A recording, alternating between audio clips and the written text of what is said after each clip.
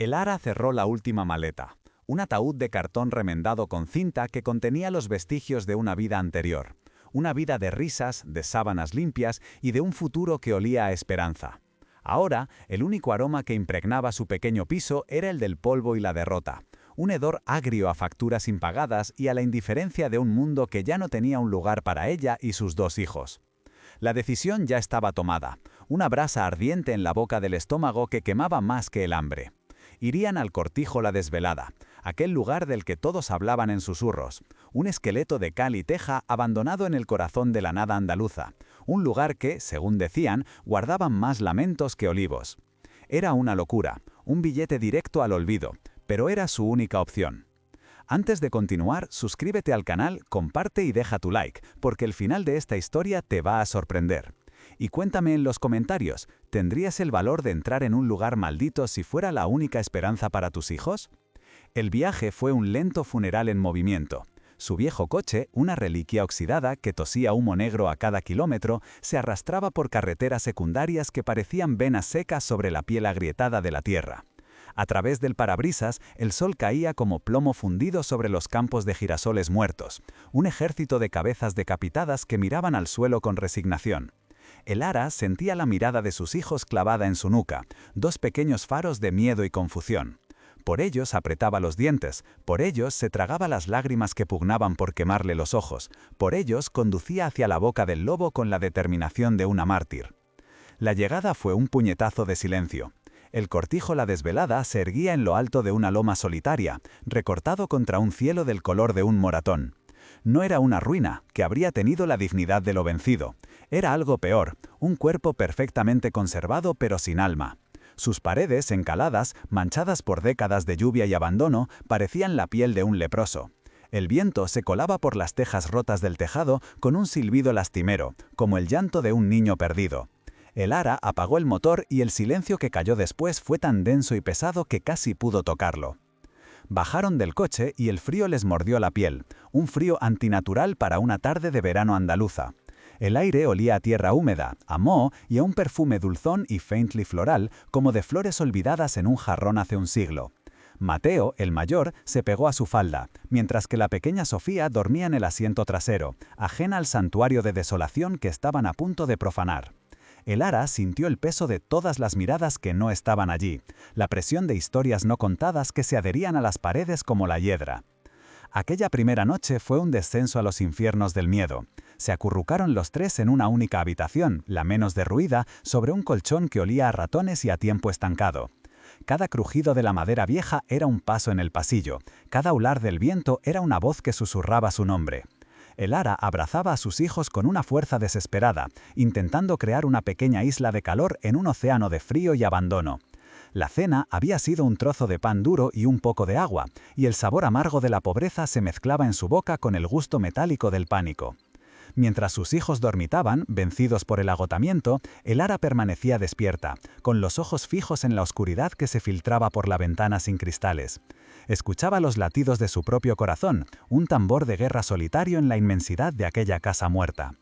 No pensaba en los fantasmas de los que hablaban en el pueblo, ni en las leyendas de almas en pena. Su terror era más tangible, el invierno que se acercaba, la despensa vacía, la enfermedad. Se aferraba a la esperanza como un náufrago podrido, convencida de que aquel lugar, por terrible que fuera, tenía que guardar algo para ellos. No podía saberlo entonces, mientras el miedo le helaba la sangre en las venas y la soledad la devoraba por dentro, que su instinto no la engañaba. No podía imaginar que entre aquellas paredes manchadas de tristeza y bajo aquella tierra sedienta de justicia, se ocultaba la llave no solo para su supervivencia, sino para desenterrar un secreto de opulencia y traición tan poderoso que había condenado aquella casa al silencio. Mal sabía ella que el verdadero tesoro de aquel lugar no eran los fantasmas, sino algo que cambiaría para siempre el destino de su familia. El recuerdo era un oasis en el desierto de su presente. No hacía tanto tiempo, apenas un año, que las paredes de su pequeño piso de alquiler no olían a mojo y desesperación, sino a café recién hecho y al guiso de patatas que Javier tanto amaba. Su marido era un hombre de manos callosas y sonrisa fácil, un constructor cuyo amor era el andamiaje que sostenía el mundo de El Ara. Su vida era un tapiz tejido con hilos sencillos. Los paseos al atardecer, el sonido de las risas de los niños mezclándose con la televisión, la promesa callada en sus miradas de que mientras estuvieran juntos ninguna tormenta podría derribarlos. Vivían sin lujos, pero con una riqueza que no se mide en cuentas bancarias. La opulencia para ellos era una tarde de domingo en el parque, el sabor del primer helado de la primavera para Sofía, o la emoción de Mateo al mostrarle a su padre un dibujo. Javier llegaba a casa cada día cubierto del polvo noble del trabajo, y su abrazo era un refugio que olía a cemento y a un amor incondicional.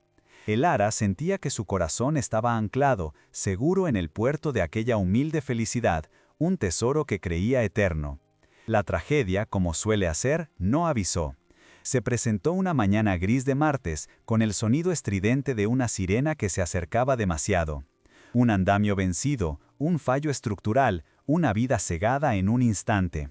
Lara recibió la noticia en la puerta de su casa, de labios de dos hombres uniformados cuyas palabras se convirtieron en un zumbido sordo en sus oídos. El mundo se detuvo. El color se drenó de las paredes, el aire se volvió denso e irrespirable, y el futuro se convirtió en un precipicio oscuro a sus pies. El dolor fue una inundación que arrasó con todo. Los primeros meses fueron un borrón de pésames vacíos, de papeleo incomprensible y de noches en vela, abrazada a la almohada de Javier, intentando encontrar en ella un último vestigio de su aroma, de su calor. Se aferró a sus hijos como una loba herida, convirtiéndose en una fortaleza de tristeza para protegerlos del vendaval. Pero el mundo exterior, el mundo de los plazos y las deudas, no entiende de luto. Es una máquina implacable que sigue girando indiferente al corazón roto de una viuda. Fue entonces cuando la sombra de Ricardo Vargas se proyectó sobre su puerta por primera vez.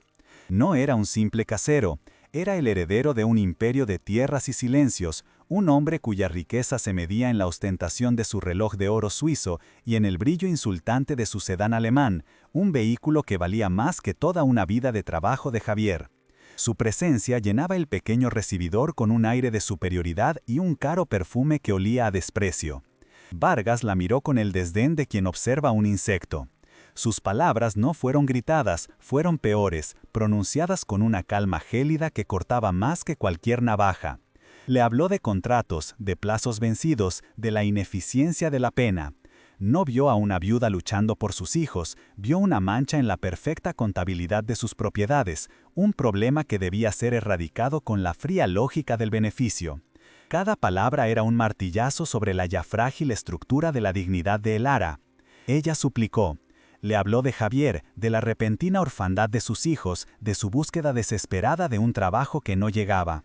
Le pidió tiempo, una prórroga, un ápice de humanidad en aquel desierto de indiferencia. Pero los ojos de Vargas eran dos esquirlas de hielo, incapaces de reflejar nada que no fuera su propio poder. Para él, la compasión era una debilidad, una moneda sin valor en el mercado de la ambición, donde él era el rey. Su negativa fue tajante, envuelta en una falsa cortesía que la humilló todavía más. La escena final fue un acto de crueldad quirúrgica. Vargas no envió a un subordinado, vino él mismo, como un general supervisando la rendición de un enemigo insignificante. Llegó en su flamante BMW, aparcando tan cerca de la acera que casi parecía un acto de invasión.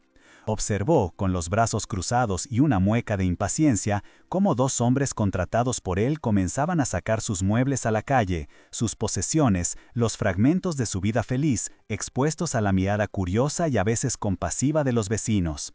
Lara se quedó paralizada en el umbral, sintiendo cómo el suelo se abría bajo sus pies. El viejo sofá donde se acurrucaba con Javier, la pequeña estantería con los cuentos de los niños, la mesa donde compartieron tantas cenas. Cada objeto que aterrizaba en el asfalto era un pedazo de su corazón que le arrancaban. La vergüenza era un fuego que le quemaba las mejillas, una marea ascendente de impotencia que amenazaba con ahogarla delante de todo el mundo, delante de sus propios hijos. Mateo, con sus apenas 8 años, comprendió la violencia de la situación sin necesidad de explicaciones.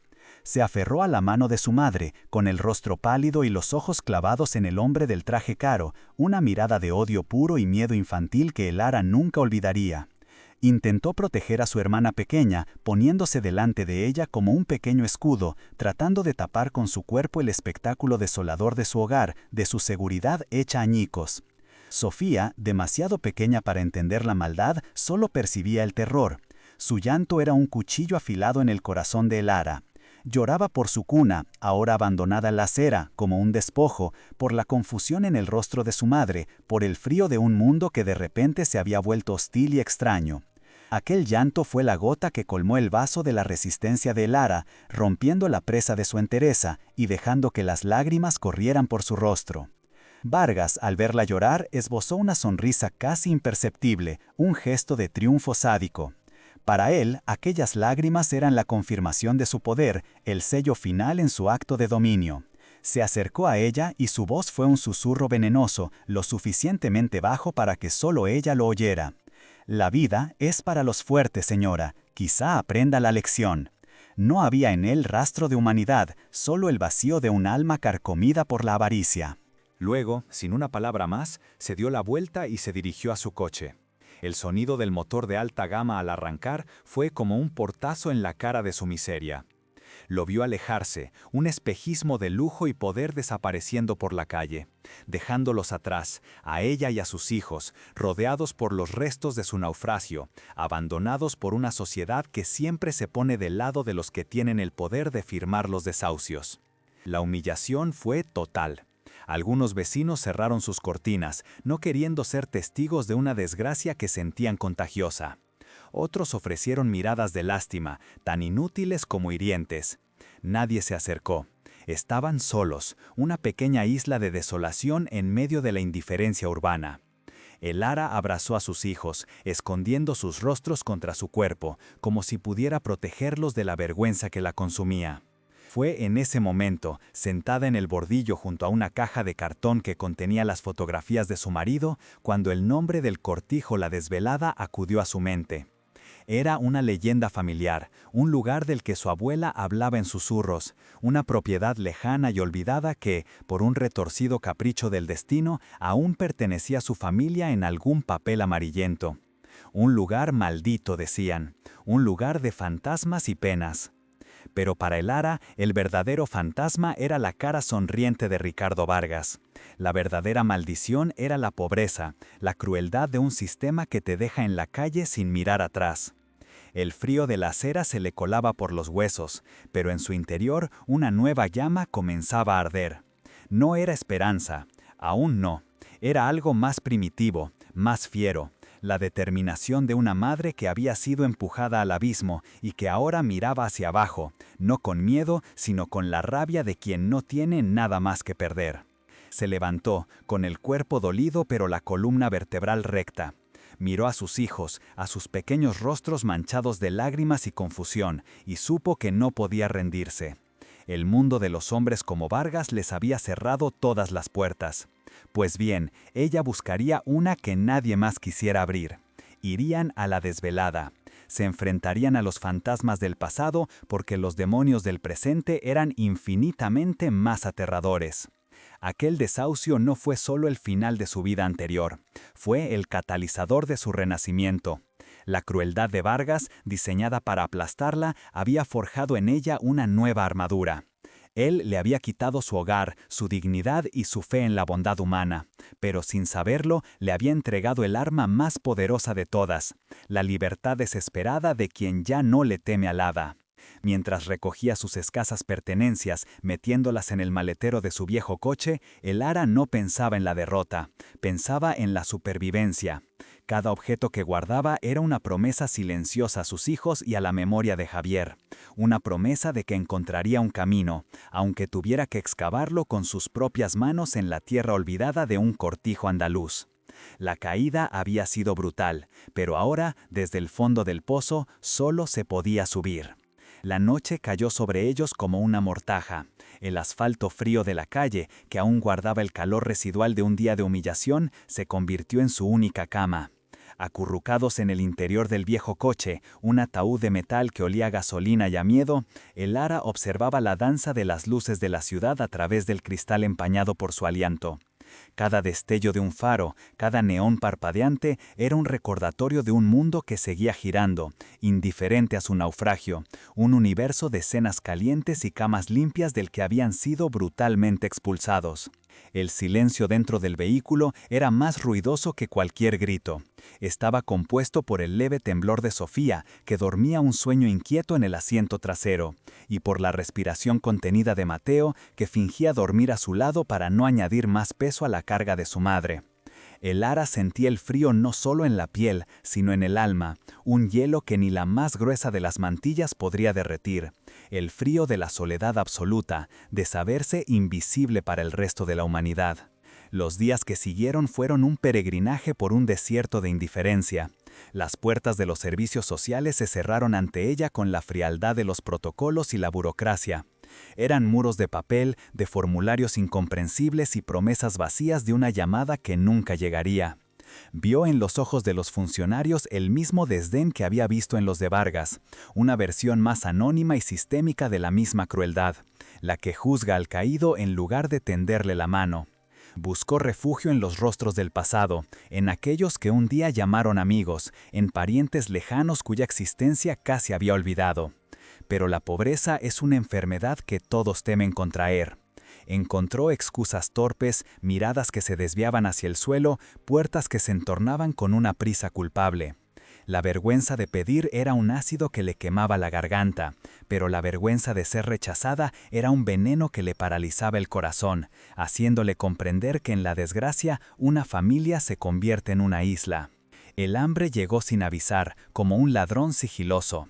Primero fue una molestia, un nudo en el estómago que Elara ignoraba, concentrada en encontrar una salida. Pero pronto se convirtió en un dolor agudo, en el llanto débil de Sofía pidiendo leche, en la mirada suplicante de Mateo que intentaba disimular su debilidad. Elara partió el último trozo de pan en dos, mintiendo con una sonrisa al decir que no tenía apetito, y el sabor amargo de la saliva fue su única cena, un festín de fracaso y desesperación. Una tarde, mientras esperaban en una cola interminable para recibir un plato de sopa de un comedor social, Mateo le tomó la mano. Su pequeño rostro, demasiado serio para su edad, se alzó hacia ella. «Papá, ¿volverá para ayudarnos?», preguntó con un hilo de voz, una pregunta nacida de la lógica infantil que cree que los padres son superhéroes invencibles. A Elara se le rompió el alma en 1000 pedazos. Tuvo que tragar el dolor para poder susurrar que papá siempre estaría cuidándolos desde el cielo, aunque sus palabras sonaron huecas incluso para ella misma. La desesperación la empujó al último sacrilegio. Entró en una casa de empeños, un purgatorio de objetos con historias tristes, y deslizó sobre el mostrador la alianza de oro de Javier. El hombre, tras el cristal, la pesó en su mano y luego en una balanza, con la misma frialdad con la que un carnicero pesa la carne. Le ofreció una cantidad miserable, un insulto al valor de los recuerdos y las promesas que aquel anillo representaba. Elara aceptó sin regatear, sintiendo que vendía el último fragmento de su antigua vida por un puñado de monedas. Con aquel dinero compraron una noche de dignidad, una habitación en una pensión de carretera que olía a lejía y a soledad. Por unas horas tuvieron agua caliente, una cama blanda y una cena de verdad. Mientras veía a sus hijos dormir entre las sábanas ásperas pero limpias, con las mejillas sonrosadas por la comida, Elara se permitió llorar en silencio. Aquel breve oasis de normalidad hacía que el desierto que les esperaba fuera aún más aterrador, un espejismo cruel de la vida que les habían arrebatado. Pero el dinero, como la dignidad, se agotó demasiado pronto. La vuelta al coche fue una sentencia. Una lluvia fina y persistente comenzó a caer, golpeando el techo del coche como los dedos de un fantasma impaciente. Fue allí, en la oscuridad húmeda, con el estómago vacío y el corazón hecho jirones, cuando Elara tocó fondo. Se sintió vacía, derrotada, una cáscara hueca a la que le habían robado no solo el presente, sino también la capacidad de imaginar un futuro. La imagen de Ricardo Vargas y su insultante opulencia volvió a su mente, un demonio sonriente que se regodeaba en su miseria. Y entonces, en el pozo más profundo de su desesperación, un recuerdo emergió, una historia contada por su abuela junto al fuego en inviernos lejanos, la historia de un cortijo, una propiedad olvidada en el corazón de la nada, que por algún capricho del destino aún les pertenecía. La desvelada lo llamaban, un nombre que evocaba insomnio y secretos, un lugar del que todos hablaban en susurros, cargado de leyendas sobre penas y lamentos, una tierra supuestamente maldita que nadie se había atrevido a reclamar en generaciones. La maldición, la palabra resonó en su mente, pero ya no le infundía miedo. ¿Qué fantasma podría ser más aterrador que el hambre de sus hijos? ¿Qué alma en pena podría atormentarla más que el recuerdo del rostro triunfante de Vargas? La sociedad, el mundo de los cuerdos y los afortunados les había dado la espalda. Quizás su única salvación se encontraba precisamente en un lugar del que todos los demás huían, un santuario protegido por el miedo, una fortaleza de olvido y superstición. Una fuerza, violenta y primordial, comenzó a latir en sus venas. No era esperanza, era algo más crudo, la rabia de una loba acorralada que decide atacar en lugar de morir. Miró los rostros de sus hijos, dos ángeles dormidos en medio del infierno, y les hizo una promesa silenciosa. Encontraría un hogar para ellos, aunque tuviera que construirlo sobre los huesos de un fantasma y arar una tierra maldita con sus propias manos. Su amor por ellos era más fuerte que cualquier maldición. Es en este abismo donde se forja el verdadero coraje, donde una madre común se convierte en una heroína. Si la historia de esta mujer y su inquebrantable determinación te está conmoviendo, si crees en la luz que puede nacer de la más profunda oscuridad, acompáñanos en este viaje. Tu apoyo, compartiendo su lucha, es una voz más que clama por su justicia. Suscríbete para ser testigo de cómo la semilla de la esperanza puede germinar en la tierra más olvidada. La decisión transformó su parálisis en acción. El letargo del dolor dio paso a una energía febril y concentrada. Ya no era una víctima a la deriva, sino la capitana de un barco a punto de hundirse que había avistado una isla desierta en el horizonte. Era una apuesta a todo o nada, un salto de fe hacia la boca de la oscuridad, porque permanecer quieta significaba ahogarse. Con las últimas monedas que le quedaban, compró un mapa de carreteras, pan y queso. Mientras los niños dormitaban, ella estudió la ruta, trazando con el dedo el camino hacia aquel punto olvidado en la geografía de su pasado. Cada uno de sus movimientos era ahora deliberado, cargado con el peso de una misión sagrada. Preparó el coche, limpió el parabrisas y revisó el aceite, convirtiendo la oxidada reliquia en su carruaje hacia lo desconocido. El amanecer tiñó el cielo de un gris plomizo, revelando una ciudad hostil que despertaba ajena a su partida. El ara giró la llave de contacto y el motor tosió antes de cobrar vida con un rugido asmático. No miró atrás. No se despidió de la vida que le habían robado, ni de la ciudad que la había repudiado. Su mirada estaba fija en la carretera que se extendía ante ella, una cinta de asfalto que la conducía lejos del mundo de los hombres y hacia el reino de los secretos. No huía simplemente de la miseria, conducía hacia un destino que la aguardaba entre muros encalados y silencios centenarios. No sabía qué encontraría en la desvelada, si fantasmas o simplemente abandono, pero por primera vez en mucho tiempo sentía que sostenía las riendas de su vida. Se dirigía a reclamar lo único que le quedaba en el mundo, un trozo de tierra maldita y la oportunidad de empezar de cero. El motor del viejo coche emitió un último estertor, un suspiro metálico y agónico, antes de rendirse al silencio a los pies de la loma. Allí estaba. El cortijo La Desvelada no era una ruina poética, sino un cadáver intacto, con la piel de cal agrietada y los ojos de sus ventanas vacíos, mirando a la nada. El ara sintió que el mundo se detenía, que el aire se espesaba, conteniendo la respiración de décadas. El sol poniente sangraba sobre las tejas rotas, pintando la escena con los colores de una herida antigua que se negaba a cicatrizar.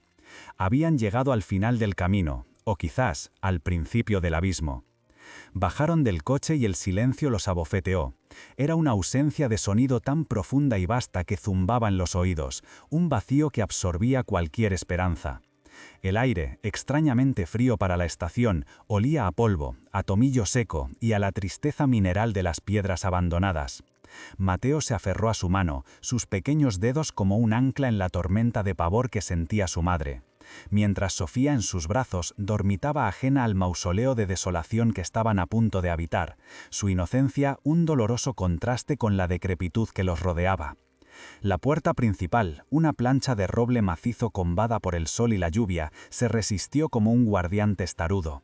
El ara empujó con todo el peso de su cuerpo y su desesperación, hasta que la madera cedió con un gemido largo y lastimero que retumbó en el interior como el lamento de un fantasma. Lo que les recibió fue una bocanada de aire viciado, un aliento fétido a tiempo estancado, a excrementos de roedores y a la lenta descomposición de los recuerdos. La oscuridad del interior era casi sólida, salpicada por los haces de luz que se colaban por las persianas, iluminando un ballet de motas de polvo. Aquella primera noche fue un ejercicio de supervivencia contra el miedo. Eligieron la habitación que parecía menos vencida por el tiempo, un cuarto con las paredes desnudas, donde la humedad había pintado mapas de continentes desconocidos. Amontonaron los 3 cuerpos sobre un colchón que encontraron arrinconado, un amasijo de lana apelmazada y muelles oxidados que olía a nido de ratón y a olvido. Cada crujido de las vigas del techo era un paso en el pasillo, cada silbido del viento en la chimenea, una voz que susurraba advertencias ininteligibles. Con la primera luz del alba comenzó la batalla de El Ara. No era una lucha por la comodidad, sino por la dignidad. Empezó por una sola habitación, armándose con un trozo de tela como única arma contra décadas de abandono. Fregar, barrer, arrancar telarañas que eran como sudarios de seda gris, cada movimiento era un acto de desafío, una forma de gritarle a la casa y al mundo que ella no se rendiría. El esfuerzo físico era un bálsamo para su alma herida, el sudor una purga de las lágrimas que ya no se permitía derramar. Los días se convirtieron en una rutina de conquista. El ara, con una tenacidad que nacía de las entrañas, se dedicó a reclamar cada centímetro del cortijo. Descubrió un viejo pozo en el patio trasero, cubierto de maleza. La bomba estaba oxidada, inmóvil. Le costó 2 días de esfuerzo sobrehumano, de tirones que le despellejaron las manos y le hicieron gritar de frustración, hasta que finalmente, con un chirrido agónico, el mecanismo cedió y escupió un chorro de agua marrón y terrosa. Cuando el agua por fin corrió limpia, el ara lloró de gratitud. La comida era escasa, pero la tierra, aunque áspera, ofrecía su humilde tributo. Encontraron una higuera salvaje cargada de frutos pasados y un pequeño bosquecillo de almendros amargos. Mateo aprendió a distinguir las hierbas comestibles que su abuela le había enseñado, convirtiéndose en un pequeño explorador cuya misión era vital. Por las noches se sentaban junto a una pequeña hoguera que el ara hacía en el hogar de la chimenea, comiendo en silencio, el crepitar de las llamas su única música, su única defensa contra la inmensa y oscura soledad del campo andaluz. El trabajo la transformó. Sus manos, antes suaves, se llenaron de callos y arañazos, medallas de su lucha diaria. Su cuerpo, antes encogido por la pena, se irguió con una nueva fortaleza. Ya no era la viuda desahuciada que había huido de la ciudad, era una pionera, una matriarca defendiendo su territorio. Estaba forjando un hogar con los ladrillos de la ruina, y en el proceso se estaba reconstruyendo a sí misma, pieza por pieza, sobre los cimientos de su propia resiliencia. Una tarde, mientras una tormenta de verano rompía con furia en el exterior, el ara se concentró en limpiar el salón principal, una estancia cavernosa dominada por una chimenea de piedra negra, grande como la boca de un horno. El viento aullaba por el tiro, y la lluvia golpeaba los pocos cristales intactos que quedaban. Era una habitación que parecía el corazón del cortijo, un lugar donde la tristeza se sentía más densa, más antigua. Mientras barría con fuerza las cenizas frías y el hollín acumulado durante años cerca del hogar, el cepillo de su escoba improvisada tropezó con algo. No fue un gran golpe, sino un sonido sordo, un tope anómalo. Una de las anchas tablas de madera del suelo, justo delante de la chimenea, se había movido una fracción de centímetro. Al principio lo ignoró, atribuyéndolo a la vejez de la casa, pero algo en la perfecta anormalidad de aquella tabla la detuvo. Se arrodilló, apartando el polvo con la mano. La tabla parecía idéntica a las demás, sus vetas oscurecidas por la suciedad y el tiempo. Sin embargo, al presionarla con los dedos, sintió una levísima holgura, un juego que no existía en sus vecinas. El corazón comenzó a latirle con una fuerza renovada, un tambor que no era de miedo, sino de una intuición eléctrica, una corazonada que le decía que aquello no era una casualidad, sino un secreto esperando a ser descubierto. Buscó algo para hacer palanca. Encontró un atizador de hierro forjado, pesado y oxidado, abandonado junto a la chimenea. Con cuidado, introdujo la punta en la fina rendija entre las tablas. Hizo fuerza y la madera vieja crujió en señal de protesta. El esfuerzo le tensó todos los músculos de la espalda, mientras la lluvia arreciaba fuera, como si la propia naturaleza quisiera proteger el secreto de la casa. Mateo la observaba desde el umbral, con los ojos muy abiertos, conteniendo la respiración. Con un último y violento impulso, acompañado de un grito ahogado, la tabla cedió. El sonido de la madera astillándose resonó en la habitación vacía. Debajo no había tierra, ni los cimientos de la casa. Había un hueco oscuro, un pequeño compartimento rectangular, cuidadosamente excavado. Un aliento de aire frío y antiguo surgió de la oquedad, un olor que no era humedad ni a podredumbre, sino a papel viejo, a cuero reseco y a un perfume casi imperceptible de flores marchitas. El ara se asomó, con el corazón en un puño. La oscuridad dentro del hueco era absoluta. Por un instante, el miedo a lo desconocido la paralizó. Pensó en alacranes, en serpientes, en los huesos de algún animal. Pero la necesidad de saber, la certeza de que estaba al borde de algo importante, fue más fuerte. Respiró hondo, y venciendo su aversión, introdujo la mano en el frío y polvoriento vacío. Sus dedos temblorosos rozaron algo envuelto en tela. Era suave, pero firme por dentro. Con sumo cuidado lo agarró y lo sacó a la luz crepuscular que se filtraba en el salón. Era un pequeño cofre de madera oscura, quizás de nogal, envuelto en un paño de lino que el tiempo había teñido del color del azafrán. El paquete no era pesado, pero se sentía denso, cargado con el peso de los años que había pasado oculto. Se sentó en el suelo polvoriento, con el cofre sobre su regazo. Mateo se acercó sigilosamente y se sentó a su lado, su pequeña mano buscando la de su madre. Con una delicadeza casi reverencial, el ara desenvolvió el lino, que se deshizo parcialmente entre sus dedos. El cofre estaba intacto, sin cerradura, la tapa perfectamente encajada. Por un momento dudó en abrirlo, como si estuviera a punto de profanar una tumba. Levantó la tapa. El interior estaba forrado con un terciopelo carmesí, ahora descolorido y raído. Sobre él no descansaban joyas, ni monedas de oro, ninguna riqueza material que pudiera solucionar sus problemas inmediatos. Lo que encontró fue un tesoro de otra naturaleza, infinitamente más complejo y peligroso. Un diario encuadernado en cuero gastado y un fajo de cartas atadas con una cinta de seda que alguna vez debió ser azul. Abrió el diario con manos trémulas. En la primera página, una caligrafía elegante y firme, trazada con una tinta que se había vuelto sepia con el tiempo, proclamaba: «Propiedad de Isabel Montes, año de 1961». El nombre no le decía nada, era el nombre de una extraña, pero al tocar el papel, al sentir la presión de la pluma de aquella mujer sobre la página, sintió una conexión instantánea, un puente tendido a través de las décadas de silencio. Comenzó a leer las primeras líneas, y el mundo a su alrededor se desvaneció. Las palabras de Isabel la transportaron a un pasado de secretos y pasiones prohibidas, a un tiempo en que aquel cortijo no era una ruina, sino el escenario de un amor que desafiaba las convenciones y de una crueldad que pretendía enterrarlo para siempre. Comprendió que no había encontrado un simple escondite, sino el epicentro de una historia silenciada por la fuerza. La revelación la golpeó con la fuerza de un rayo. Este lugar no era una maldición, era un santuario. No guardaba fantasmas, guardaba una verdad. Una verdad que, por lo que empezaba a intuir en aquellas primeras frases febriles, estaba directamente conectada con la opulencia y el poder de una familia cuyo nombre conocía demasiado bien. Una familia cuyo heredero le había arrebatado su hogar con la misma frialdad con que quizás sus antepasados habían arrebatado la vida y el futuro a Isabel Montes. Levantó la vista del diario y miró a sus hijos. Sus rostros inocentes, iluminados por la luz mortiza de la tormenta. De repente, su lucha adquirió la nueva dimensión. Ya no se trataba solo de sobrevivir, de encontrar un techo y comida para ellos, ahora se trataba de justicia. La justicia para una mujer a la que nunca conoció, y la justicia para sí misma. Aquel diario no era un vestigio del pasado, era un arma. El ara sintió cómo el miedo que la había atenazado durante meses se transmutaba en una rabia fría y lúcida. La crueldad de Ricardo Vargas no había sido un acto aislado de un hombre avaricioso, era la herencia de una estirpe acostumbrada a tomar lo que quería y a enterrar sus pecados bajo capas de tierra y silencio. Él pensó que la había aplastado, que la había borrado del mapa enviándola a este rincón olvidado del mundo.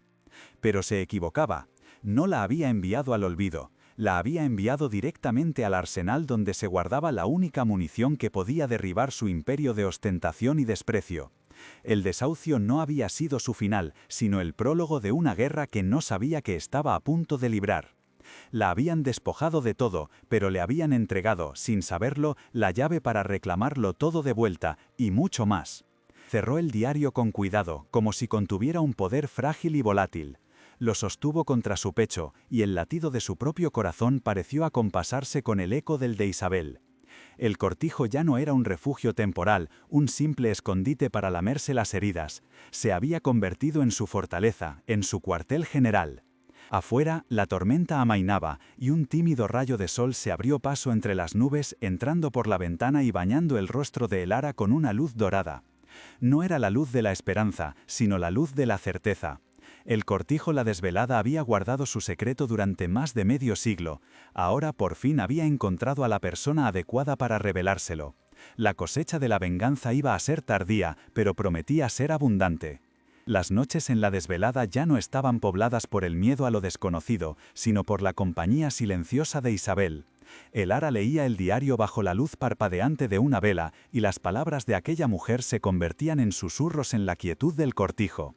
Cada página era un paso más hacia el corazón de una tragedia, una inmersión en un amor traicionado y una vida robada. La historia de Isabel ya no era ajena, se había adherido a su propia piel, y la injusticia cometida contra ella ardía en el pecho de Elara como una brasa propia, un fuego que secaba las lágrimas y forjaba en su lugar una determinación fría como el acero. El mundo exterior, sin embargo, no permanece ignorante por mucho tiempo. El silencio de un pueblo pequeño es un lienzo poroso y hasta la más mínima ondulación en su superficie crea círculos concéntricos. La presencia de Elara en el cortijo maldito, su obstinada negativa a huir de los supuestos fantasmas, se convirtió en el tema de conversación en la única taberna de Alquería de las Sombras. Los viejos la miraban con una mezcla de lástima y temor, mientras que los más jóvenes tejían historias de una loca que hablaba sola entre las ruinas. Uno de esos susurros, transportado por el viento seco y la malicia humana, llegó a los oídos adecuados. Un jornalero, cuya lealtad se compraba con un par de billetes y una botella de vino, tenía la costumbre de informar a los capataces de Ricardo Vargas de cualquier anomalía en las tierras que rodeaban el imperio familiar. La noticia de que la viuda desahuciada no solo habitaba el cortijo abandonado, sino que pasaba horas cerca del viejo olivo centenario, el abuelo, despertó una codicia atávica en el heredero de los Vargas. Para Ricardo Vargas La Desvelada no era solo una propiedad ruinosa, era el cofre de una leyenda familiar. Una historia susurrada de generación en generación sobre un tesoro escondido por su abuelo, don Ricardo, una fortuna en oro y joyas amasada durante los años oscuros de la posguerra, oculta en algún lugar de aquella vasta finca para evadir la vista de un estado hambriento. La actividad de Elara cerca del olivo ancestral fue la chispa que encendió la pólvora de su avaricia. Estaba convencido de que aquella mujer insignificante, por un golpe de suerte estúpido, había tropezado con la opulencia que por derecho de sangre le pertenecía. La llegada de Ricardo Vargas no fue sutil, no se anunció con el toque de una puerta, sino con el rugido arrogante del motor de su Mercedes negro, una bestia de ingeniería alemana que ascendió por el camino de tierra como un depredador invadiendo un santuario. El vehículo de lujo se detuvo bruscamente, sus neumáticos de alta gama escupiendo grava sobre la tierra seca, y el silencio que siguió a la detención del motor fue más violento y profano que el propio ruido. Vargas descendió de su trono de cuero y metal pulido, vestía un traje de lino caro que parecía inmune al polvo y al calor, y el sol del atardecer arrojaba destellos soberbios de la esfera de su reloj suizo. No venía solo, dos hombres de hombros anchos y rostros que no sabían sonreír bajaron tras él. Eran sus perros de presa, la extensión física de su voluntad, sus movimientos silenciosos y eficientes contrastando con la ostentación de su patrón. Elara los sintió llegar antes de verlos. Fue una vibración en la tierra, una alteración en el aire, como la que precede a un terremoto. Estaba junto al pozo, con Mateo a su lado, y su primer instinto fue empujar a su hijo detrás de ella, convirtiendo su propio cuerpo en un escudo. Su corazón martillaba contra sus costillas, un tambor de guerra anunciando una batalla para la que se había estado preparando sin saberlo. Vargas se acercó con la calma de quien se sabe dueño de la tierra que pisa y de las vidas que la habitan. Su mirada recorrió el patio, deteniéndose con desprecio en las macetas improvisadas con latas viejas, en la ropa tendida al sol, en todos los pequeños signos de vida con los que el Ara había intentado domesticar la desolación. Era la mirada de un rey que descubre a un mendigo durmiendo en los escalones de su palacio. «Vaya, vaya», dijo, su voz una mezcla de seda y veneno. «Parece que se ha puesto cómoda en mi propiedad». Le di la oportunidad de aprender una lección sobre la fortaleza, pero veo que ha preferido la ocupación ilegal. Aunque supongo que ha tenido sus recompensas, ¿no es así? Su sonrisa no alcanzó sus ojos, que eran 2 esquirlas de hielo escrutando cada rincón, buscando el brillo del oro. El Ara permaneció en silencio, sintiendo el pequeño cuerpo de Mateo temblar detrás de ella. Se obligó a respirar hondo, a anclarse en la tierra que ahora sentía como suya. Recordó las palabras de Isabel, la tinta desesperada sobre el papel amarillento, y encontró en ellas una fuerza que no sabía que poseía. Ya no era la mujer rota que había llorado en la acera, era la guardiana de un secreto. «Esta tierra no le pertenece más que a los fantasmas que usted y su familia crearon», respondió el Ara, y su propia voz la sorprendió. Era firme, sin un atisbo del temblor que sentía por dentro. Era la voz de otra mujer, una que había perdido el miedo porque ya lo había perdido todo. La audacia de su respuesta borró la sonrisa del rostro de Vargas. La reemplazó una máscara de fría incredulidad, seguida de una ira apenas contenida. Dio una señal casi imperceptible con la cabeza, y sus 2 secuaces comenzaron a moverse. No se dirigieron hacia el Ara, sino hacia la casa, un acto de invasión calculado para aterrorizarla, para demostrarle que podían profanar su refugio a voluntad. «No busquen donde no deben», continuó el Ara, su voz subiendo de tono. «El tesoro que buscan no está hecho de un metal que puedan fundir». La confusión detuvo a los hombres por un instante. Vargas la miró fijamente, intentando descifrar el acertijo, su mente de usurero incapaz de concebir una riqueza que no pudiera contarse en lingotes o diamantes. «No juegue conmigo, mujer», siseó, dando un paso hacia ella. El caro perfume de su colonia invadió el aire, un olor a lujo y podredumbre. «Mi paciencia tiene el mismo límite que mi generosidad, ninguno.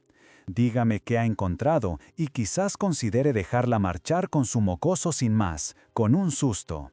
El tesoro de los Vargas pertenece a los Vargas». Fue entonces cuando el Ara supo que había llegado el momento.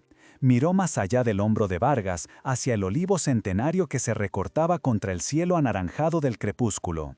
«El único tesoro que esconde esta tierra», dijo, con una calma que le heló la sangre al propio Vargas, «es la verdad, una verdad que tiene nombre de mujer. Se llamaba Isabel Montes». El nombre prohibido, el fantasma que ni siquiera las leyendas se atrevían a nombrar, pronunciado en voz alta en el patio del cortijo. El efecto fue inmediato y devastador. El rostro de Ricardo Vargas perdió todo su color, su piel bronceada adquiriendo una palidez cerúlea. Su arrogancia se hizo añicos como un cristal, revelando por un instante el pánico desnudo que se escondía debajo. Fue una reacción tan violenta que confirmó todas las sospechas de el Ara. Sus hombres, que habían reanudado su avance, se detuvieron de nuevo, esta vez mirando a su patrón, sintiendo la repentina e inexplicable inversión de poder. El aire se cargó de una tensión eléctrica. El depredador, por primera vez, parecía haber caído en una trampa. El miedo había cambiado de bando. «No sé de qué demonios está hablando», balbuceó Vargas, pero su voz había perdido todo su aplomo. Era el graznido de un hombre que se ahoga. «Es usted una bruja, una loca que inventa historias». «¿Invento yo las cartas que le escribí a su padre, a don Ricardo?», replicó el Ara, avanzando un paso, invirtiendo los roles. «Cartas donde le suplicaba que la dejara marchar, que reconociera al hijo que llevaba en su vientre. ¿Invento también el diario donde relató cada día de su encierro en el granero, hasta que sus palabras se detuvieron para siempre? Cada palabra era un martillazo en el mausoleo de secretos de la familia Vargas. Ricardo retrocedió instintivamente, como si las palabras de Lara fueran golpes físicos. La historia de Isabel no era una leyenda para él, era el pecado original de su linaje, la mancha que su abuelo había intentado borrar con tierra y silencio, y cuyo conocimiento se transmitía de heredero a heredero como una maldición. «¿Dónde está?», gruñó, y ahora su voz era la de una bestia herida y acorralada. La avaricia por el oro había sido reemplazada por un terror mucho más profundo, el terror al escándalo, a que el ilustre y respetado apellido Vargas quedara manchado para siempre con la sangre de una campesina y su hijo bastardo. «Deme ese diario». «El diario está a salvo», mintió el Ara con una convicción absoluta, «en un lugar al que usted y sus matones nunca llegarán. Y hay copias que serán enviadas a cada periódico, a cada juzgado de esta provincia, si tan solo tropezamos al bajar un escalón». La amenaza era perfecta en su simplicidad. Había convertido su propia debilidad en su mayor fortaleza. No necesitaba armas ni poder físico. Su arma era la verdad, y su escudo era la promesa de la deshonra total para el linaje de Vargas, un linaje construido sobre la apariencia de rectitud y poderío. La opulencia de su BMW, la ostentación de su reloj, todo su estatus se desmoronaría bajo el peso de aquel pequeño diario de cuero. Vargas la miró con un odio puro, primordial, el odio del tirano al que un esclavo le ha puesto las cadenas. Vio en los ojos de Elara no a una viuda desamparada, sino a la encarnación de una justicia poética y terrible, a la vengadora de una mujer a la que nunca conoció. Sus manos se crisparon, deseando estrangularla, pero sabía que estaba atado. Sus hombres esperaban una orden, confundidos, listos para desatar la violencia. Pero la orden no llegó. Vargas, con un esfuerzo visible, recompuso su máscara de control, aunque sus ojos seguían ardiendo con una furia impotente. Sabía que había perdido. Había venido buscando un tesoro material y se había encontrado con su propia ruina envuelta en las páginas de un libro. «Esto no ha terminado», siseó, las palabras cargadas de una promesa de venganza futura. Era lo único que le quedaba, la patética amenaza de un rey destronado en su propio feudo. «Para Isabel terminó hace mucho tiempo. Para usted no ha hecho más que empezar», sentenció el Ara. Su voz no era de amenaza, sino de hecho. Era la voz del destino. Sin una palabra más, Ricardo Vargas se dio la vuelta. Caminó con una rigidez forzada hacia su coche, seguido por sus hombres, que parecían encogerse a su paso. El portazo del Mercedes sonó como un disparo en la quietud del atardecer. El motor rugió de nuevo, una protesta de furia contenida, y el coche desapareció en una nube de polvo. Un espejismo de poder huyendo de la verdad. El Ara se quedó inmóvil hasta que el ruido del motor se desvaneció por completo, devorado por el silencio del campo. Solo entonces sus rodillas cedieron y se derrumbó en el suelo, atrayendo a Mateo hacia ella en un abrazo convulso. Temblaba de pies a cabeza, la adrenalina abandonando su cuerpo y dejando paso a un agotamiento profundo y a un alivio abrumador. Había enfrentado al monstruo y lo había hecho retroceder. No con la fuerza, sino con la memoria. No con oro, sino con palabras. Había dado voz a una mujer silenciada y al hacerlo había encontrado la suya propia. Levantó la vista hacia el cortijo, cuyas paredes encaladas parecían brillar bajo la última luz del día. Ya no era un refugio maldito, era su fortaleza. Mateo la miró, sus ojos enormes y serios. No comprendía todo lo que había pasado, pero entendía lo esencial. «Mamá», dijo, con una vocecita temblorosa, «¿hemos ganado?». El Ara le acarició el pelo, una lágrima, esta vez de triunfo, resbalando por su mejilla sucia de polvo. «Sí, mi amor», susurró, mirando al viejo olivo, el guardián silencioso de toda aquella historia. «Sí, acabamos de empezar a ganar». La guerra no había terminado, pero la primera y más importante batalla se había librado en el corazón de aquella tierra olvidada, y la victoria olía a justicia y a tomillo seco. La partida de Ricardo Vargas dejó tras de sí un silencio denso, cargado de polvo y de una victoria tan frágil como el cristal. El Ara permaneció de rodillas, abrazando a Mateo, sintiendo cómo el temblor de su cuerpo era una marea que se retiraba lentamente, dejando en la orilla la fría arena de la realidad. Había ganado una batalla, sí, pero la guerra contra un hombre como Vargas no se libraba con una sola escaramuza. Su amenaza había sido un farol nacido de la desesperación. No existían copias, no había ningún notario esperando su llamada. Solo estaban ella, sus hijos y un diario de cuero gastado contra un imperio construido sobre la arrogancia y el olvido. Aquella noche, mientras los niños dormían el sueño de los justos, Elara no pudo descansar. La adrenalina había dado paso a una lucidez helada. Se sentó en el umbral del cortijo, con el diario en su regazo, y miró hacia el olivo centenario cuya silueta se recortaba contra un manto de estrellas como un guardián petrificado. Las últimas palabras de Isabel resonaban en su mente. La prueba de mi sangre y de su legado está segura, donde me... Nem mesmo o diabo a encontraría. No era en la casa, ni en el granero. Tenía que ser allí, en las raíces de algo vivo, algo que el tiempo y la maldad de los hombres no pudieran profanar.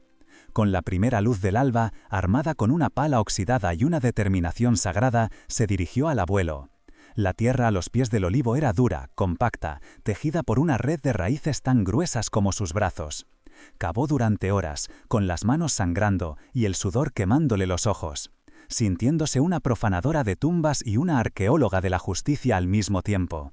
Y entonces la pala golpeó algo que no era piedra ni raíz.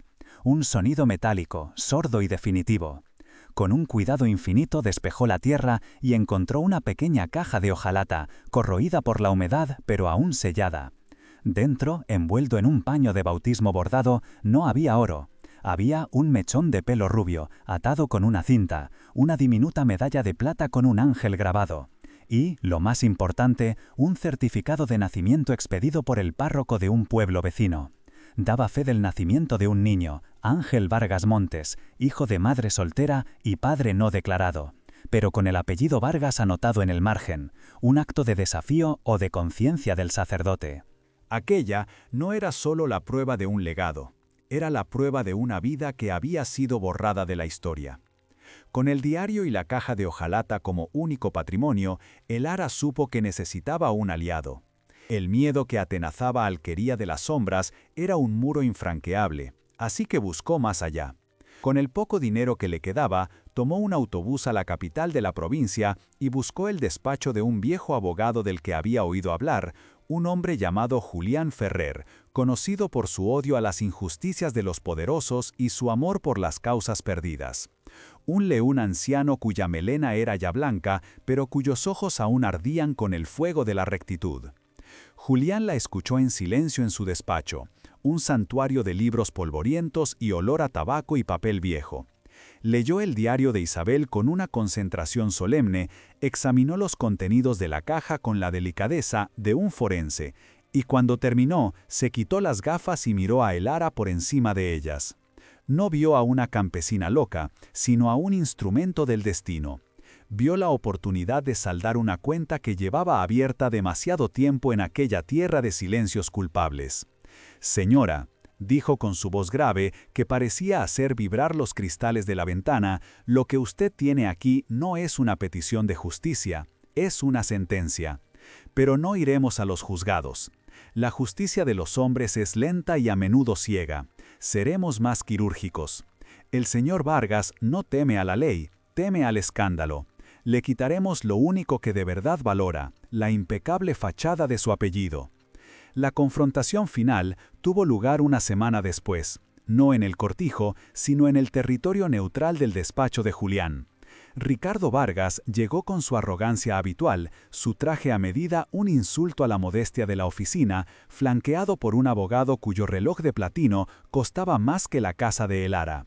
Esperaba una negociación, una extorsión que pudiera resolver con un cheque de su talonario de lujo.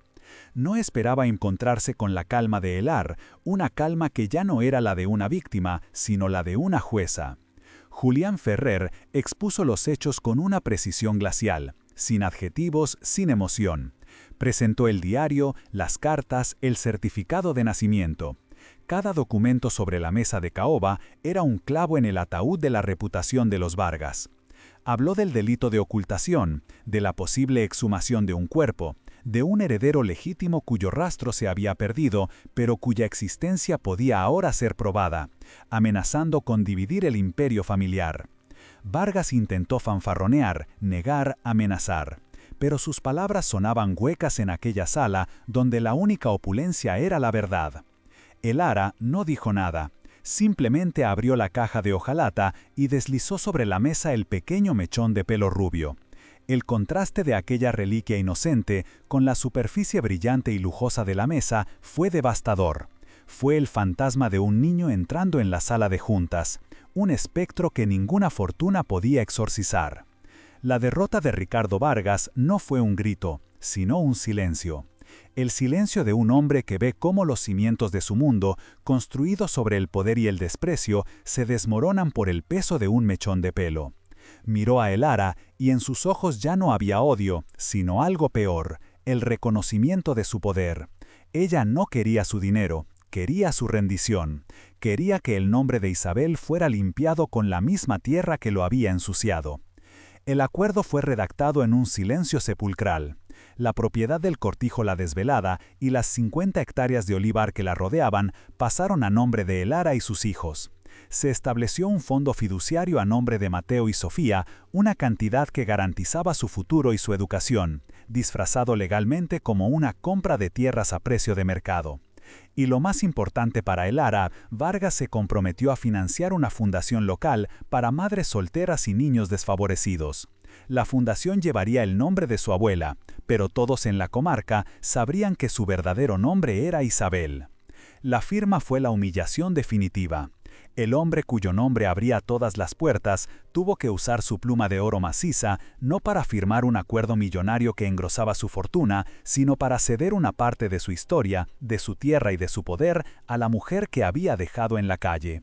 Salió del despacho sin mirar a nadie, su figura encorvada por primera vez, como si el peso de los pecados de su abuelo hubiera caído de repente sobre sus hombros. Su flamante Mercedes ya no parecía un símbolo de estatus, sino una carroza fúnebre huyendo de la escena de un crimen. 5 años después, el Cortijo La Desvelada era irreconocible. Las paredes encaladas brillaban bajo el sol andaluz, las ventanas tenían cristales limpios y las macetas rebosaban de geranios rojos. El olivar, antes abandonado, ahora era un mar de plata y verde, cuidado con esmero. Elara había creado una pequeña cooperativa con otras mujeres del pueblo, produciendo un aceite de oliva virgen extra de edición limitada que llamó El Legado de Isabel. Se había convertido en un símbolo de resiliencia y justicia, una matriarca silenciosa cuya fuerza residía en su quietud. Ya no era la viuda asustada que había llegado a aquellas tierras buscando refugio. Era una mujer erguida, con la piel curtida por el sol y las manos fuertes de tanto trabajar la tierra. Había encontrado algo más valioso que un tesoro. Había encontrado un hogar, un propósito y la paz que nace de saber que has hecho lo correcto. La supuesta maldición del Cortijo había sido en realidad una bendición, la de una verdad que, una vez desenterrada, tiene el poder de hacer florecer el desierto. Una tarde de verano, mientras el sol se ponía tiñendo el cielo de tonos anaranjados y violetas, Elara estaba sentada en el porche con sus hijos. Mateo, ya un muchacho, leía un libro, y Sofía reía mientras perseguía a una mariposa. El aire olía a tierra mojada, a jazmín y a la promesa de un futuro seguro. Miró hacia el abuelo, el viejo olivo, y le dio las gracias en silencio. No a un dios, sino a la memoria de una mujer valiente y a la fuerza que había encontrado dentro de sí misma. Elara había aprendido la lección más importante que la tierra puede enseñar, que las raíces más profundas no siempre son las más visibles, y que la cosecha más rica no es la que se recoge con las manos, sino la que se siembra en el corazón. Había llegado a la desvelada huyendo de los demonios del presente, y había encontrado la salvación en los fantasmas del pasado, transformando el silencio de un olivar en una canción de esperanza. La historia de Elara no es la crónica de una mujer que encontró un tesoro, sino la de una mujer que se convirtió en uno. Llegó a la desvelada como un alma náufraga, buscando apenas un madero al que aferrarse en el océano de su desgracia. Una viuda despojada de todo, a la que el mundo le había enseñado la lección más cruel, que la dignidad tiene un precio y que los débiles no pueden pagarlo. Pero entre aquellos muros de cal y silencio no halló un simple refugio, sino el campo de batalla donde recuperaría su alma. El Cortijo La Desvelada no estaba maldito por fantasmas ni por espectros errantes. Su verdadera maldición era mucho más terrenal y, por tanto, más aterradora, la del silencio impuesto por los poderosos. Era la maldición del miedo, de una verdad enterrada bajo el peso de un apellido ilustre y la complicidad de un pueblo entero. Lo que el Ara liberó no fue un espíritu atormentado, sino una historia, devolviéndole la voz a una mujer a la que le habían robado todo, incluso el derecho a ser un recuerdo. Aquí reside la lección universal de esta jornada. La verdadera riqueza no es la que se exhibe en relojes de oro suizo o se pasea en sedanes de alta gama, una opulencia que necesita del desprecio para sentirse real. El tesoro más valioso que el Ara desenterró no brillaba ni podía contarse en monedas. Era un conocimiento, una verdad escrita con tinta y lágrimas, un legado de amor y traición que nadie, ni siquiera el hombre más poderoso, podía robarle o arrebatarle. El imperio de Ricardo Vargas, con toda su ostentación y su estatus social, se sostenía sobre los cimientos podridos de un crimen olvidado. Su poder era un castillo de naipes construido sobre el olvido. Y bastó el susurro de un nombre, Isabel, y la prueba de un amor, un simple mechón de pelo infantil, para que toda esa fachada de invulnerabilidad se derrumbara. Porque no hay fortaleza, por alta que sea, que pueda resistir el asedio de la verdad cuando ésta por fin encuentra a su campeón. Al luchar por la memoria de una extraña, el Ara se encontró a sí misma. La mujer que había suplicado clemencia en el umbral de su casa desahuciada se transformó en la jueza que dictó sentencia en un despacho de abogados. No fue la venganza lo que la movió, sino algo mucho más puro y poderoso, la justicia. Descubrió que la mayor fuerza no reside en lo que uno posee, sino en aquello por lo que está dispuesto a luchar hasta el final, especialmente cuando se lucha por alguien que ya no puede hacerlo. La vida nos enseña que todos tenemos nuestros propios cortijos olvidados, capítulos de nuestra historia que hemos decidido cerrar bajo llave, convencidos de que es mejor no remover el pasado. Pero la travesía del Ara nos demuestra que a veces la llave de nuestro futuro, de nuestra paz y de nuestra verdadera fortaleza se encuentra precisamente allí, en el coraje de volver a esos lugares, de abrir esas puertas y de hacer las paces con los fantasmas que no son más que las partes heridas de nosotros mismos. Al final, la tierra le devolvió a el Ara mucho más de lo que la crueldad de los hombres le había quitado. Le dio un hogar, un propósito y una comunidad. La cooperativa El Legado de Isabel no produce solo aceite, cultiva la esperanza. Demuestra que la verdadera prosperidad es la que se comparte, la que sana y la que honra la memoria. Es una riqueza que crece bajo el sol, visible para todos, a diferencia de la fortuna de los Vargas, que se alimentaba de la oscuridad y el secreto.